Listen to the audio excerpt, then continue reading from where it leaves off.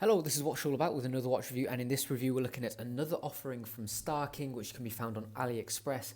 Really, it is quite a fascinating watch for the money. When you consider what you get for the price, is really impressive. So this is the AM0239, also known as the RL77. A lot of code really, no names or anything like that, but chances are if you search for Star King in AliExpress, you'll come across this watch. So it's automatic. Its cost is $55 at the moment, which comes in around £44. And what you get is sapphire crystal and a high beat Chinese mechanical movement, and just a pretty nice looking watch in general. And considering the specs, it's got a rose gold plated case as well. Considering the specs for the price, is pretty impressive. So let's discuss it in closer detail, have a look at it, and see if it is really worth the money. So I've mentioned the price already, $55, £44. Let me pop it on my wrist. So I've got about a 7¼ inch wrist for reference. The size is a nice 40mm, so I think for a dress watch, that's pretty much spot on personally. A height of 10.5mm, so we have a little bit of height to it, but nothing too tall, and then a lug-to-lug length of 47.5mm. So dimensions I think are perfectly reasonable, really nice to wear, nothing too massive, but big enough to create a bit of an impression. Weight wise is 61 grams, so again it's pretty nice on the wrist. You can feel it's there, but it's not too heavy or anything like that. Water resistance, it has 5 atmospheres or 50 meters, so you are covered for a little bit, but I would probably suggest it's only really splash proof. If you were to submerge it, you would want to get it out of water pretty quickly, because at the end of the day it's just a push-pull crown. Lug width is 20mm, so I think that's a perfectly suitable width, which works well with the size of the case. As you can see, decent ratio there. I tried finding some sort of information about a warranty, but I couldn't find anything on the AliExpress website. So it's anyone's guess as to what would happen if it was to break. Unfortunately, chances are you'd probably be able to get away with a 1-year warranty, as is often the case with any product really. However, getting it replaced or fixed or anything like that is most likely going to prove a little bit difficult. So that's one little concern there really. So sapphire crystal as well, as I mentioned, it's flat, so it's nice, and I find domed sapphire crystals tend to reflect a lot more unless you have a really good anti-reflective coating. This appears to have a very light and gentle anti-reflective coatings, and as you can see, it is pretty nice and crisp and clear at the majority of angles, so that's pretty neat as well. It does give you a nice clear view of the dial. So the movement, it doesn't mention what the movement is, and I've tried having a look into what it is. Chances are it could be the Chinese-made DG2803. Now it's a high beat movement, which is quite fascinating in itself. 28.8 thousand ticks per hour, so that's 8 ticks per second. Usually on a watch costing £100-200, you'd be getting a watch with only 6 ticks per second, or 21.6 thousand beats per hour. So again, that in itself is pretty impressive for a watch costing less than £50. What's more impressive is the fact that this one is coming in at a crazy +2 seconds a day. So either they've been very fluky, or they have done a little bit of regulation. I can't imagine they would be doing any sort of regulation on a watch costing less than £50, because the labour to adjust every single watch that's sold would surely outweigh the price of the watch. It's hard to imagine they are making any money whatsoever on these, because what you're getting for 50 quid is pretty remarkable really. And as you can see, we have a nice bit of pearlage on the rotor as well. Spins nice and freely, looks fairly clean, nothing too grubby or ugly, and it has hand wind capabilities and a hacking seconds hand as well. So again, really impressive specifications for a watch costing this much. So let's discuss the elements in further detail then. Let's start off with the dial. If I just give the crystal a quick wipe down. So as you can see, we have a very nice royal blue colour. It has a pleasant sunburst effect to it as well, which rotates depending on the angle of the light, as you can see there. And I think the blue works so nicely with the rose gold. Obviously we have the blue following through to the leather strap, and the rose gold from the case through to the dial elements, so everything ties together really nicely. We have these pointed hour markers as well, which are pitched, so again, depending on the angle of the light, they reflect the light nicely. They work well with the Dauphine shaped hands, which again are pitched and pointed. So really you're getting such a wide variety of reflections depending on the angle of the light. It really does create quite a show for the eyes. We have a XII at the top, which is obviously 12 in Roman numerals. When you compare the depth of the XII to the other hour markers, I probably would have liked it to be a little tiny bit deeper. As you can see there, they are, they do have some substance to them. However, it would have been nicer if they were even deeper, would have signified even greater quality, but come on, what we're getting is a hell of a lot of watch for the money still. Logo printed in the top half, automatic in the bottom half, and then sapphire and 25 jewels at the bottom here. I like the logo being printed rather than applied, because chances are if it was applied it would be a really thin, rubbishy kind of sticker, which would look naff. So printing is the right option here. And then another remarkable thing really is that there's a really nice rose gold border around the date as well. So the date window is located at 6, which I really like. It keeps everything symmetrical, and the attention to detail is absolutely amazing considering the price really. The only thing I have with the date is that it doesn't look so bad on 10, but on some dates the alignment is a little bit out.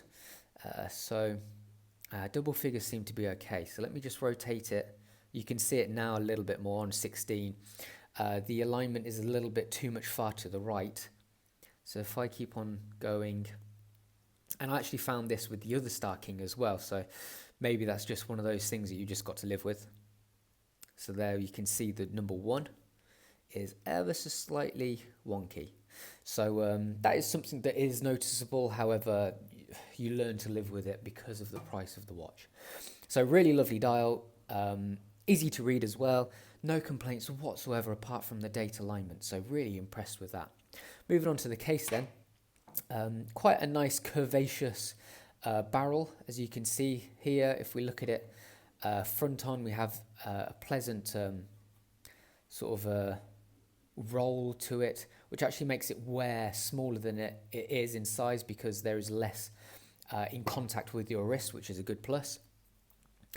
Fully polished as well, so again it accentuates that classy kind of a smart dress watch feel. And then we have our push-pull crown on the end with the Star King logo lightly embossed on the end there. Again, nice little bit of touch, attention to detail, and then really fluid kind of lugs as well. So a very nice design case. No doubt it's probably just a stock case, which I'm fairly certain it will be. However, it's nice to see that it's not just a plain old straight up barrel. It does have a little bit of detail there. Moving on to the case back, so stainless steel rather than rose gold, and then we have some various information engraved around the outside, and obviously the exhibition window with the Star King logo printed on the underside. Again, nice little extra that frames the movement really well. And if it was just the plain movement there, it wouldn't look quite as impressive, and just printing that on the underside of the window makes quite a lot of difference. It's quite surprising actually. So moving on to the strap, so we have a fake alligator stamp to it. Obviously it's the beautiful blue colour as is the dial. Genuine leather, however the quality isn't amazing. It is a little bit stiff to begin with, not too supple, and it's one of those kind of things where for the price you can't knock it really. However, if I was to buy this watch and be serious about wearing it regularly, then it probably would be something I would change. However, it's a shame because the colour matches it so nicely. And then finally we have our buckle. Now a stainless steel buckle, it looks a bit strange when you look at it face on like that. Stainless steel buckle with the rose gold case. However, when you're actually wearing it, because the buckle is always out of sight, you don't necessarily notice it at all. But maybe that would have been one nice thing, that you could have got a matching buckle. However, again, price-wise, it's difficult to complain really. Then it just has Starking lightly laser etched on the top there. Pretty standard tang buckle really, so nothing too exciting to mention with that. Okay, let's get the macro lens on and have a look at it in much closer detail. Let me just give the crystal a nice wipe down so we can see the dial in all of its glory. So starting off with the dial then. So here we have the printing on the logo, and then our Roman numerals are 12. You can see the sort of depth on them, and then our other hour markers nicely pitched and pointed. And then another thing I didn't mention is this outer minute track. As you can see, it has a concentric circular pattern, like a texture to it, which is really surprising, really nice to see. And then as we move on to the hands, you can see there the pitch, really well manufactured as well. Really difficult to see any major tool marks that would be visible to the naked eye. Really, there's nothing. And then moving on to our date windows, you can see there our number 1 is quite misaligned. So that's just one of those things, but the frame around it is really good quality. And then here we have another hour marker at the bottom with the rest of our print work on it. So yeah, really high quality dial for the price. You know, 50 quid, man. It's not. It's one of those things where you just can't knock it. Moving on to the case then, let's start off with the crown. Here's the crown with the Starking logo. Look at the detail on that. Again, very impressive for the price, considering how small it is. It's sort of like a bit of a flower. And then our grip on the crown as well. It's quite a small crown, so it doesn't get in the way and suits the watch nicely. Here's our case itself. It's very highly polished, so difficult to get any sort of shot really. And then flipping it over to our case back, got some information laser etched around the outside, as you can see there. Starking as well. And then moving on to our exhibition window, so there's the printed logo on the underside of the exhibition window. And then moving on to our actual rotor itself, you can see there we've got some nice pearlage, keeping things interesting. And then here's some of the bridges, as you can see, you know, nothing too opulent or anything like that, but fairly clean. Nothing too exciting, but you know, it's a high beat movement for 50 quid, so what are you going to expect? It just looks, you know, it looks fairly decent really. Nothing out of the ordinary really, apart from a bit of a grainy bridge, as you can see there. But again, no like big blobs of dirt or anything like that you sometimes see on Chinese movements. So moving on to the strap, got a nice royal blue stitching on it as well, and our fake alligator print on top. And then finally, a quick look at our buckle. There's the logo laser etched on top. Okay. So, I mean, I've sort of mentioned it before, but when you look at the watch as a whole, and then you think about the price, $55, £44, it's staggering to think that they actually make any money whatsoever on these watches. When you think about the specs, you know, the high beat movement, sapphire crystal, just the general fit and finish of the watch in question as well. You know, it's crazy to think they are making any money. I mean, yeah, it's just such a really impressive watch for what you are paying. The other Starking was exactly the same, but I think this looks a little bit nicer, a little bit more elegant, a little bit more classy. I think the dial is sensational, really. The only negatives, there's 3 things, really. First of all, the alignment of the date window, the wheel. Secondly, the mismatch between the buckle and the case, but again, you know, that's not a big issue, really. And the quality of the leather strap.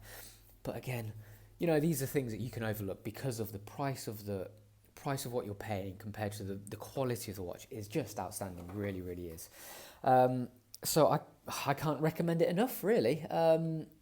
Just lovely watch in general, looks great on, feels great as well, and it's just pretty mind-blowing what they've done. So really, really impressed with this Starking AM0239 RL77.